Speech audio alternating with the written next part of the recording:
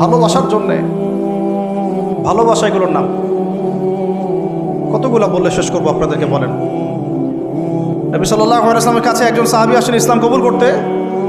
ইসলাম কবুল করতে এসে হাতের মধ্যে কিছু বালা আংটি থাকে না, এগুলো ছিল। এগুলো খুলে ফেলে দিয়েছেন নবী সাল্লাল্লাহু আলাইহি ওয়াসাল্লাম, খুলে ফেলে দিয়েছেন। তো একটা খুব দামি সোনার আংটি ছিল। ফেলে দেওয়ার পরে অনেকে বলছে তুমি তো এখন মুসলিম হয়েছো, ইসলাম কবুল করেছো, তো আচ্ছা ঠিক আছে, ওইটা না হয় নবীজি পড়তে নিষেধ করেছেন, তুমি ওইটা নিয়ে বিক্রি করে দাও, বিক্রি করে না হয় ওই টাকা দিয়ে অন্য কিছু করো। উনি বলছেন কখনো না, আমার হাত থেকে আল্লাহ নবী খুলে একটা জিনিস ফেলে দিয়েছেন, আমি সেটা আবার নিতে যাবো? কিসের জন্য এগুলা? এটা ভালোবাসা, মহব্বত।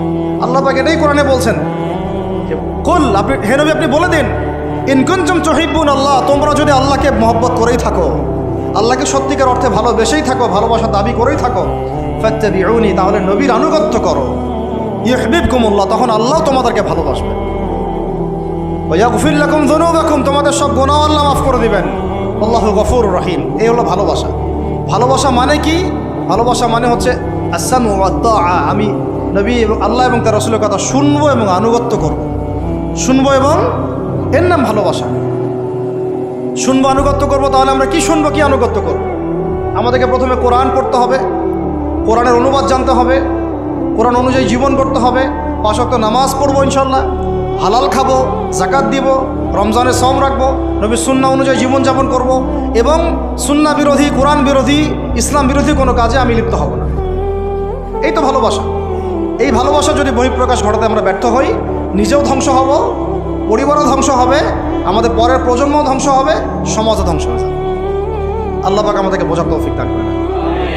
আজকের মতো এখানে শেষ করি, অনেক লম্বা আলোচনা হয়ে গেল।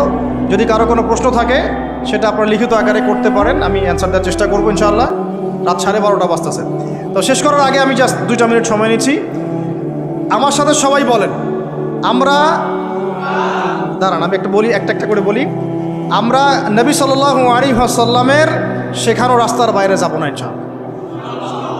আমরা আল্লাহ রাব্বুল আলামিনের মহব্বত শুধু মুখে দাবি করবো এমন না, কাজে প্রমাণ করবো ইনশাআল্লাহ। আমরা তার রাসূলের মহব্বত শুধু মুখে দাবি করব না, কাজে প্রমাণ করবো ইনশাআল্লাহ। আল্লাহ এবং তার রাসূলের বিরোধী কোনো কাজে আমি কোনোদিনও লিপ্ত হব না ইনশাআল্লাহ।